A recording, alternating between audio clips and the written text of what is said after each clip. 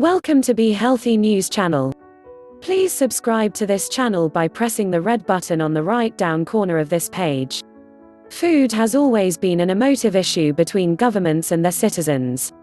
History shows a shortage of basic staples, or too high a price for them, can contribute to public discontent and, in extremes, the downfall of governments.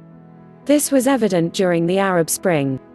Rising prices of bread sparked unrest in Yemen, Jordan, Egypt and Morocco during 2008.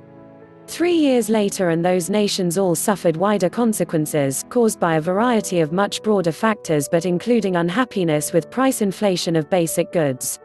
Most recently, Egyptians cited long queues for bread as one reason for their dissatisfaction with the former president Mohamed Morsi. Look further back in history and a similar trend can be found. Crop failures leading to rising bread prices and the eventual starvation of peasants during the 1780s played into the hands of French revolutionaries already angered by rising taxation and the lavish lifestyle of the nobility. It is little wonder, then, that governments are now giving the issue such serious thought. Food security is defined by Bain & Company, a management consultancy, as an issue of whether consumers can get quality food available at all times at the right price. Food security is one of the most crucial issues facing the planet, wrote analysts for Bain & Co. in a recent research note. What is at stake is not the well-being of people or their satisfaction as consumers, it is a question of survival for millions of individuals and of public security for countries of the world.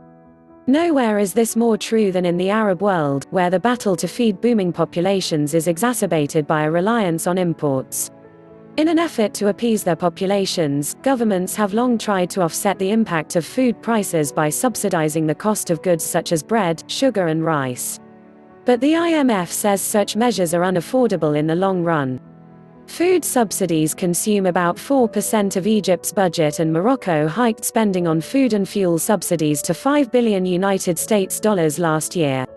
In the end, analysts advocate a peeling back of subsidies, combined with cash handouts to the worst off, along with a coordinated approach to food security, spanning securing strategic reserves and diversified sources of commodities.